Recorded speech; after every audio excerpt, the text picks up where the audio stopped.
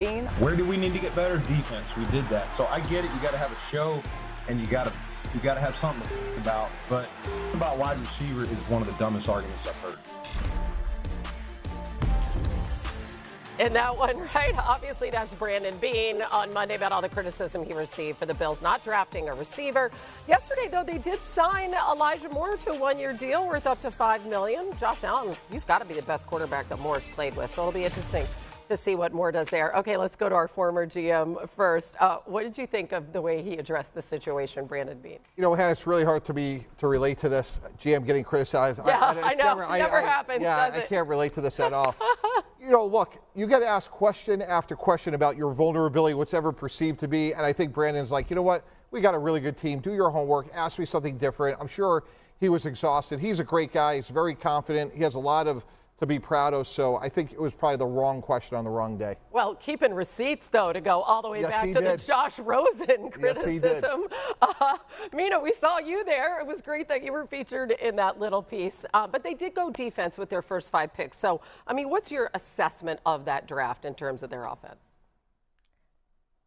I think it makes sense that the draft was focused on defense. I'll start there. This offense was second league-wide in DVOA last year. The defense was 11th, which is still really good, obviously, but I do think there was a need to add talent, particularly on the defensive line and at cornerback, which is exactly what they did in the draft. And to go back to the offense and why they were so good last year, it's an offense that's really built inside out. The strength of the offense, outside of course Josh Allen, is the offensive line. They have a dominant run game.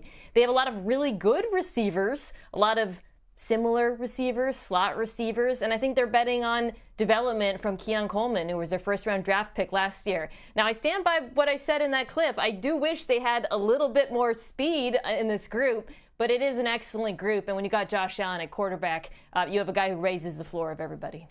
And for me, this is under the axiom of, like, the good teams are the ones that let their opponents beat them before they ever beat themselves. If you look at Josh Allen last year, only 6 interceptions, only sacked 14 times.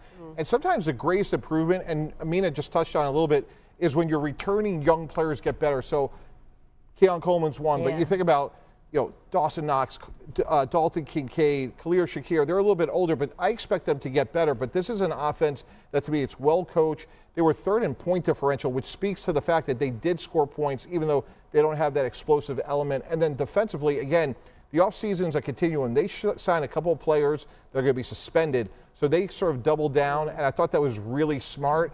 And if you have to pick up a receiver like Elijah Moore, like you mentioned, Hannah, you can do that later on in the offseason. So I'm not going to disagree with Brandon Beane. I don't want to get yelled at. Obviously. Mina?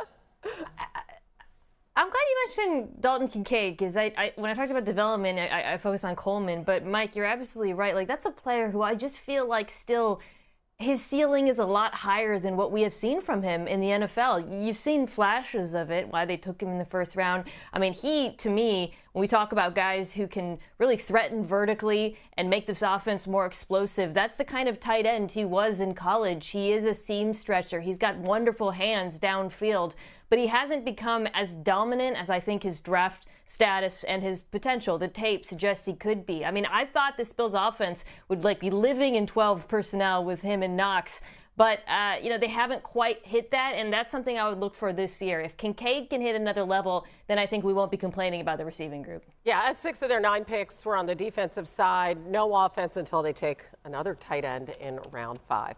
All right, time to get you caught up on some of the best things we heard this week. Cardinals head coach Jonathan Gannon was asked about Marvin Harrison Jr. and expectations for him this upcoming season. From year 1 to year 2, I think that's where guys make a huge jump. And this guy played unbelievable ball for us. But if you talk to him, he'd be the first to tell you, I need to get better at these couple things. And, man, he has went to work on them. And I'm really excited to see where his game goes. The guy's a ready-made pro. He does all the right things. He was here the whole offseason. I think he added a little bit of muscle mass. He looks a little bit bigger. All his numbers, his metrics are all better than when we got him. I'm not going to speak truth into the universe, but just wait until this guy plays this year. Mina, what do you think? What sort of leap do you expect from him? Yeah, I think a big one, because Marvin Harrison Jr., his rookie season didn't live up to his potential where he was drafted, but there were flashes of the dominant receiver we saw in college. There were games where he looked like the best rookie receiver. The Rams game you're seeing there, he was so explosive on those deep overs. And then I thought the final game of the season as well, week 18, you really saw that big frame, contested catch ability, how incredible a route runner he is at his size. He just has to put it together, I think, more consistently and not disappear in games. And it sounds like he's going to do that. Yep, should have a big year, too. Okay, now you might have missed this. Falcons general manager Terry Fontenot spoke about the team's plans for Kirk Cousins. We just have to be patient there. We're open with it, not just talking about Kirk, but with really anybody on our roster. I've probably talked to already 6 or 7 GMs since the draft has ended. If something comes to us with Kirk or any other player that makes sense and it's going to help this team, then we're going to be aggressive and we're going to do it. We always have to ask that question. Is it the best for the Atlanta Falcons? And if it is, we're going to be willing to do it. But all that communication is always ongoing. Mikey T, what should they do with Cousins? Have to trade him. This player is one play away from going in at the quarterback position. He doesn't want to be there. That's been well documented. What's complicating here, guys, is the guarantees. About $37.5 million left to guarantee over 2 years, which is how much of it is Atlanta going to eat? How much is the acquiring team? So not only are you talking about draft choice compensation, Hannah, but the guaranteed money is the part that, to me, is going to be harder to resolve. Meanwhile, Minnesota has their quarterback, second-year QB JJ McCarthy, asked if he's ready to start, and he did not hesitate. Take a listen. I know I'm ready to start. I appreciate that question, Kevin, because all the work I put in and just the confidence in my skills and abilities and just being able to do my job and simplify things to, the best of my ability every single day and, just take it one day at a time, one play at a time. And, I have a tremendous coaching staff, a tremendous group of guys around me that I can lean on, and they can lean on me. Mina, how confident are you in JJ as the starter? Well, I have no idea how he's going to look, but I'll tell you this. He is walking into a hell of a situation. We saw that, of course, last year with the Vikings with Sam Darnold. We know how good the receiving group is, but they addressed what was their biggest weakness at the end of last year, and that's the interior of the offensive line. Drafting Donovan Jackson, who's a guard, in the first round, signing players basically from the Indianapolis Colts, Kelly and Will Fries. So J.J. McCarthy is going to be protected. They already have a very good tackle duo, and that gives me confidence in his ability in his what is a redshirt rookie season. Yeah, it's going to be fascinating to see. All right, now we have a bonus in case you missed it for our former Jets GM. And this is Justin Fields throwing to Garrett Wilson. Oh, happy day.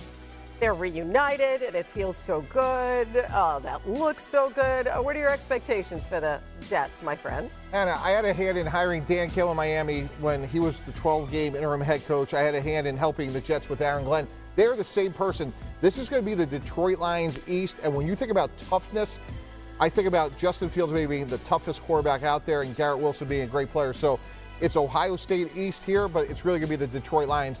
Aaron Glenn's going to have this team well coached. They're going to run the ball. They'll use play action. And I think these two together are going to be fun to watch. And he's a culture setter as well, right? Absolutely. You'll look at things like penalties, turnovers. I expect that all to be much better this year. Okay, good. I love it. Doesn't that just make you happy in your heart, your Jets? Hôm nay mình sẽ hướng dẫn các bạn cách làm một chiếc túi xách mini cho búp bê nha. Nguyên liệu của mình cần có chính là len. Mình sử dụng hai màu sắc như thế này để làm nhé. Màu xanh và màu hồng mình sẽ kết hợp lại với nhau. Sử dụng kim móc len này, kéo này. Bây giờ sẽ tiến hành làm. Mình sẽ sử dụng màu xanh này nhá. Mình gỡ len ra để dùng.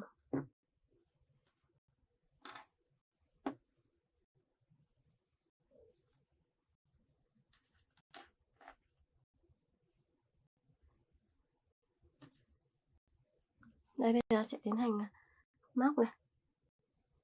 Mình sẽ móc một cái nút thắt ở đây. Móc một nút thắt.